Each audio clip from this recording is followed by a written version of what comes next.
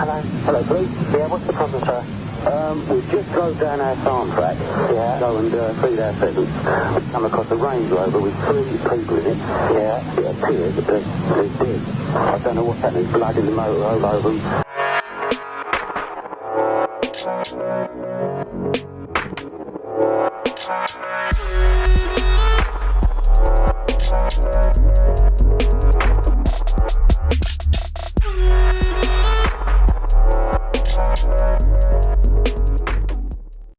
And welcome back to a new video on the Essex Boys case. As always, if you are enjoying the content, please do give the video a thumbs up. And if you're interested in the Essex Boys case, or simply true crime in general, don't forget to hit the subscribe button below. And in this video, we're going to be taking a look back at an interview with Albert Patrick, a member of TMI Investigations. This interview was conducted by Liquid Bullet Productions and talks about the Rettendon murders and the story of Billy Jasper. Firstly, we'll take a look at the version of events put forward by Billy Jasper, and then I'll be sharing my own thoughts and feelings on the interview in general. William Jasper's account. Now, we've heard about William Jasper, I'm sure. He gave evidence at the trial, but let me just give you the background to Jasper. Jasper was arrested at Forest Gate for an armed robbery. And whilst we're having a comfort break, as you do, it's a fag in the backyard, he says, I can tell you about the Rettendon murders, I know who did it. Words to that effect. So he gave his account. I've got his account here, I'll read parts of it in a second. Yeah. But he says that he was, and this is on the 16th, 17th, 18th of January, 96, 4 months before Nichols is arrested. So he's giving an account of what he says he did and who was responsible. Got to be careful what I say here, because some of the people that he named are still alive and some of the people who he named have passed away.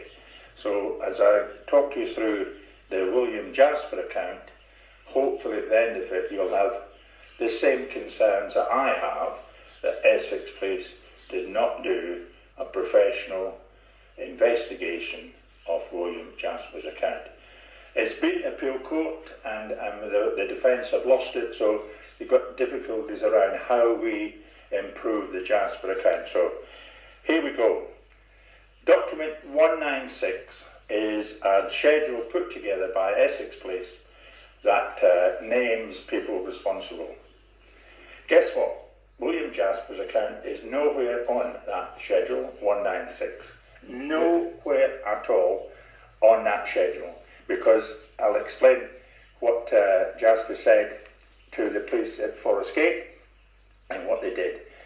I was a driver, he says. I went to a gym in Cannon Town, I picked up a car, I went to a premises in Dagenham and picked up a bag, and then picked up a man called Mr. D. Mr. Gale, who passed away, he says he was there to hand over the bag, and he drove to Rettendon. And he went not anywhere near Workhouse Lane, but around the back. And if you go up round to Rectory Lane and come in the back, you can actually get across the fields in about 5 minutes. Right, okay, so here we go. Jasper says he did that. And the officers from Forest Gate took him there, right? They then told the incident room. And a detective sergeant, a DC, go to Forest Gate, take him back and interview him, yes? And he gives the same account. Yet that he told the police at Forest Gate, and they took him to the same occasion. Now it's a bit difficult for him because it's pitch black, and he did have difficulty finding the exact drop-off point, but he's given an account.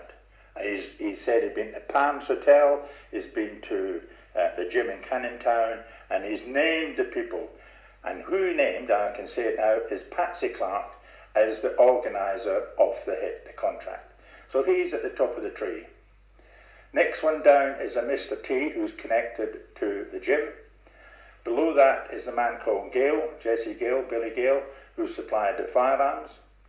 Mr. D, who he took to the crime scene, or the top at the back of the crime scene, he's the gunman, and Mr. Jasper himself was the driver in a plated Fiat Uno motor car, as I said, he got from the gym. So that's his account. Not only did he give that an interview, but he wrote it down himself, right? And the motive that he gave for it was that one of the three in the Range Rover owed Patsy Clark 300 grand from an armed robbery, right? And that's his account, and I'll read it here. I'll just read the first bit to it. And I think it's important to hear this. This is from Jasper's own account, yeah? One of the three, he says, not three, in the Range Rover owed Patsy Clark 300 grand from the stolen cash in a robbery. He was friends with a man called Peter from working the doors. The cash was to be laid down until Clark got out, because, as we know, Clark was put away for dishonest hand in the proceeds of the Brinksmat job, yeah, and the cash had gone missing. Clark didn't like this, so he asked, and he spells it A-R-S-K, Mr. T to sort something out, and then he goes on to give his account with others. That's done. So that's basically what happened in relation to the Jasper account. I'll repeat the date, 16th, 17th, 18th of January. That's in his own handwriting, and that doesn't appear in the intelligence schedule 196, where all the others are named. Okay, now the only place that I can really start in terms of my opinion of the Billy Jasper version of events, or the Billy Jasper story, is by asking the most obvious question of all. If Tucker Tate and Rolfe were killed at around midnight or in the early hours of the 7th of December, then where were Tucker Tate and Rolfe between the hours of 7 PM and midnight? We had people trying to contact Tucker and Tate throughout the evening. Those calls went unanswered. We didn't have any calls which were made by Tucker and Tate during that time period. And we have no verified eyewitness accounts of anyone seeing the blue Range Rover or these three individuals alive after 7 PM. And the key word there is verified eyewitness accounts. We also have the fact that Tony Tucker, shortly before 7 PM on the evening of December the 6th, called the restaurant where they had a booking for 8:30 PM. He called the restaurant and increased the booking size from 4 persons to 6.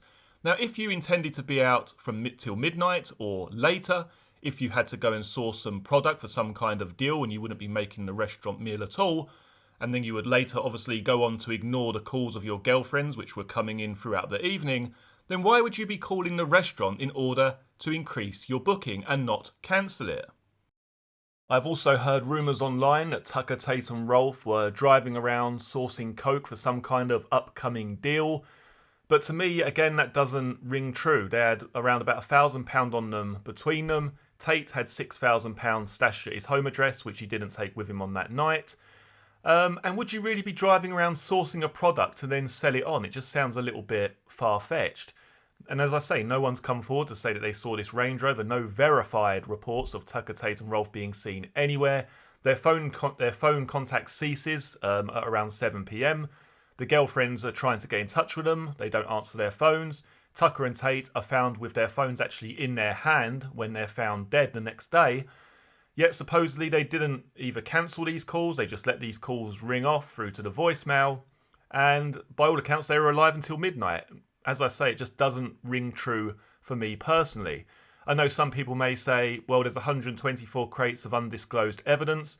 But the bottom line is, and what should be the bottom line for all of you out there, is that you should be dealing with what you can actually see in front of your own eyes. If I haven't seen a statement which claims that they spoke to Tucker after 7 PM, then why should I buy into that narrative and that theory? Personally, I haven't seen any evidence to suggest that these individuals were alive past 7 PM. And then we move on to the actual location of the murder, Workhouse Lane. Now, it was only recently that I went back through the statement from the farmer's brother. That's the farmer who found them dead on the 7th of December. His brother's statement, where it mentions there that they only shot on a Wednesday. They only shot up until 6:30 PM, and gunshots were commonly heard in that area on a Wednesday. Now, for me, that was basically cut and shut as far as I'm concerned. That's the reason they were at Workhouse Lane on a Wednesday, shortly before 7 PM, because it wouldn't raise any suspicion. What good would it be taking them to Workhouse Lane at midnight, when gunshots weren't commonly heard? gunshots weren't commonly heard around midnight on a Wednesday at Workhouse Lane. They were, however, common just after 6:30 on a Wednesday evening. Everything points, in my opinion, to the fact that this was chosen specifically for that purpose. The fact that the gun club was literally right next door to where the Range Rover was, and gunshots were commonly heard around that time period. And then we move on to the story as told by Billy Jasper, which involves Patsy Clark and Tony Tucker. Has this story been verified by other sources close to Tony Tucker, maybe his spouse, his family, close business associates? Has anyone else come forward of note to verify Billy Jasper's version of events? Is there some kind of paper trail, some kind of bank statement, something which shows that Tony Tucker was in receipt of these funds?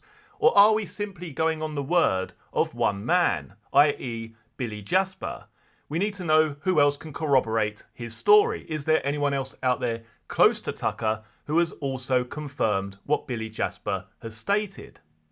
Now, when I say this, I don't mean Bob on Facebook or Bill down the pub who has said that, yeah, that's exactly right, that's what happened with Tucker and Patsy Clark.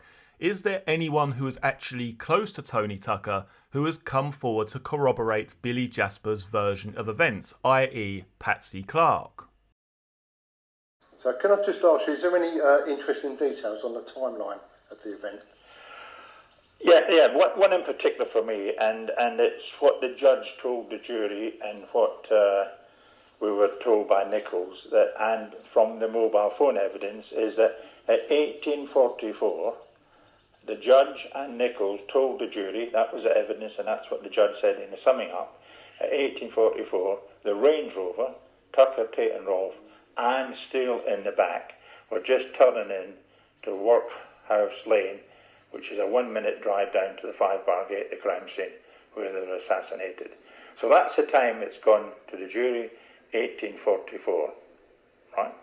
So, and then that's confirmed by Sarah Saunders calling Pat Tate to say, sorry about the argument with the car and the aggravation they were having, and they made up, for want of a better word. So it was a 3-minute phone call, and that is what the jury heard. Bring it back on the Range Rover's timeline, and when you look at where the Range Rover was to get to 1844 at the top of the lane, it doesn't fit, because we know the Range Rover was at Gordon Road at 1806. We now hear from Claire that she saw it, and she saw it leave. We know from Andrew Reynolds that he saw it near the Basildon Tire Company, and we know from Nichols that at 1830, or just before, it was in the car park at the halfway house. Nichols' timing with the police from Essex, from the halfway house down to the Hungry Horse for Steele to get in, and then back to Rettendon and down and into the 5-bar gate and the crime scene, doesn't fit. There's 12 minutes where it just doesn't fit.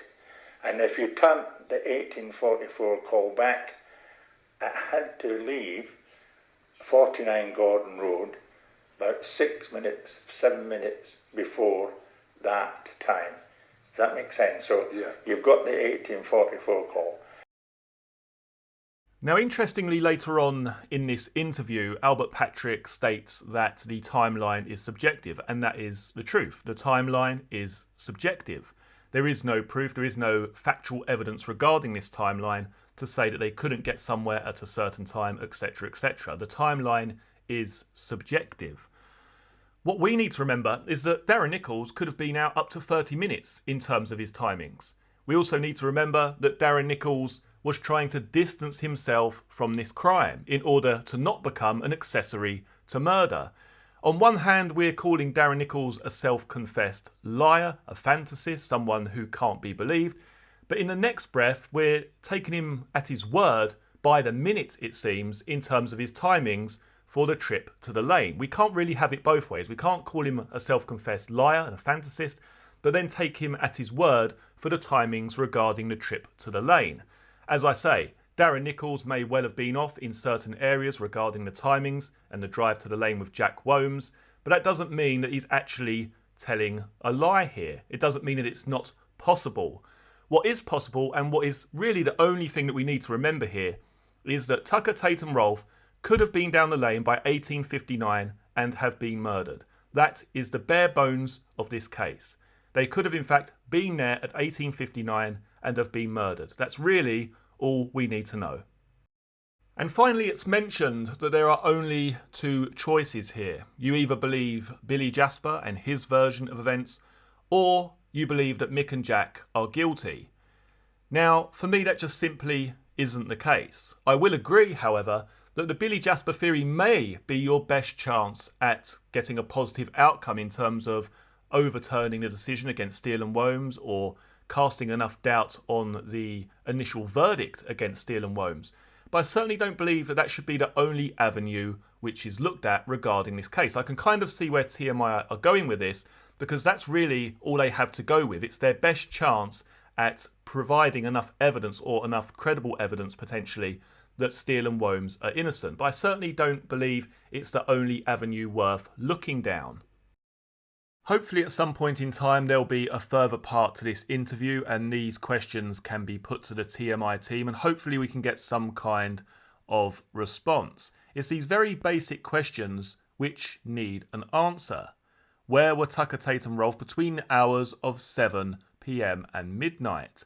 Why were their calls left unanswered? Why did they call no one else after 7 PM? Why has no one come forward to say that they received a phone call from Tucker or Tate after 7 PM?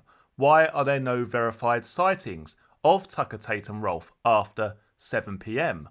Why did Tucker call a restaurant shortly before 7 PM to increase that booking size from 4 persons to 6 persons if they never intended to attend the meal? All of these questions still remain unanswered. If you would like to learn more about the Range Rover murders as told in court, then please click on the video in front of you now.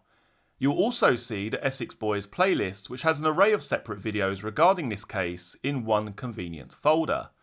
Many thanks for joining me for this video. I look forward to seeing you all again for the next one. Take care. Cheers.